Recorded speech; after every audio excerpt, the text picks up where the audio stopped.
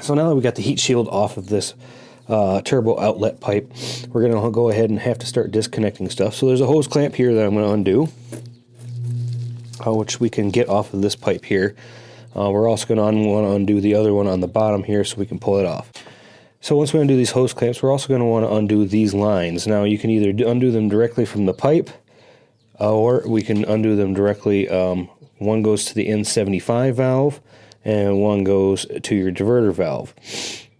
So I'm going to undo them over here. I've already pulled this one off of the N75. We're going to pull this one off of our diverter valve, and we're going to kind of just let them hang because they're just going to stay attached. Remove any hose clamps, put those off to the side in case you want to save them for the rest of the install.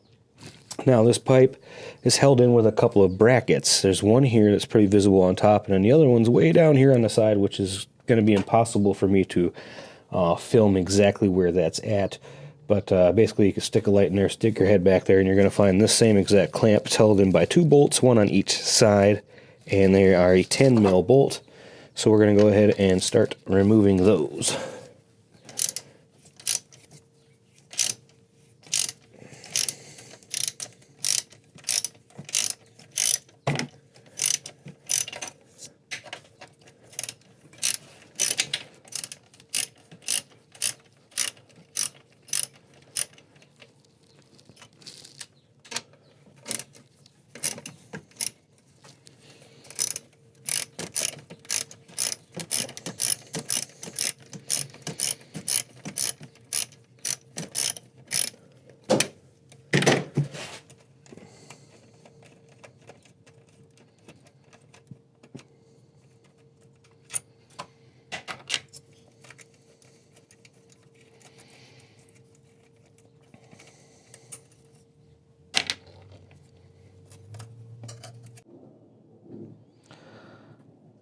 Alright guys, so my camera died while I was pulling out the turbo outlet pipe.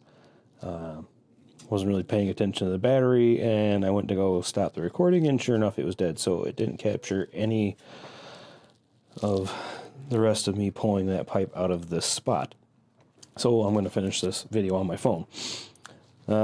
Anyway, we did manage to wiggle these dang things out. As you can see, right up here to the left, that is the elbow that comes off the outlet of the turbo. The pipe down here, this is the bigger pipe. There's the top of it.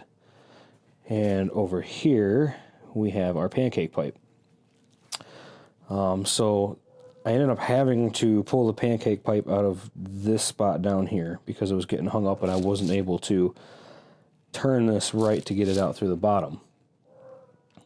There's the dog. So what I ended up doing was disconnecting the pancake pipe, pulling that out, which shortened that piece up and enabled me to twist it out through the top. I managed to have to actually reach all the way around the back and grab it from the bottom and kind of work it around the power steering line that runs from the reservoir here and back to the rack and pinion. So that did take a hot second to do. I fought with it for about 5 minutes, and then I managed to get it out. Once you have it out over here, this is going to be your turbo outlet. I stuffed a lint-free cloth in there just to keep dirt and debris going in there. I'm probably going to grab a different one because that one's got some schmutz on it. You don't want anything getting into there because that could damage your turbo. But we can pull this out anyway. I'll just show you what it looks like. So there you go.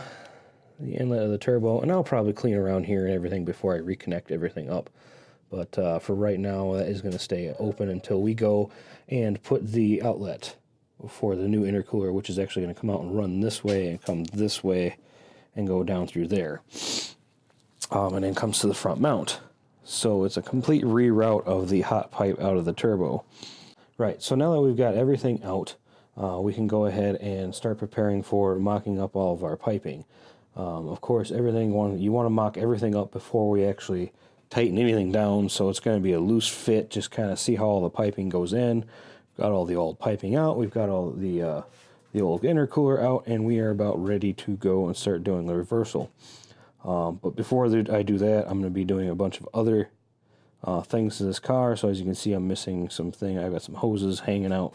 We're going to be doing some other projects as well while that is out. So thanks for watching this episode of the front mount intercooler install. Stay tuned for the next one where we're going to start running our intake and input, our output and intake piping, and kind of sizing up where the intercooler is going to be and getting ready to mount that to the bumper. So until the next video, we'll see you again. This is Mark IV Modder. We'll see you next time.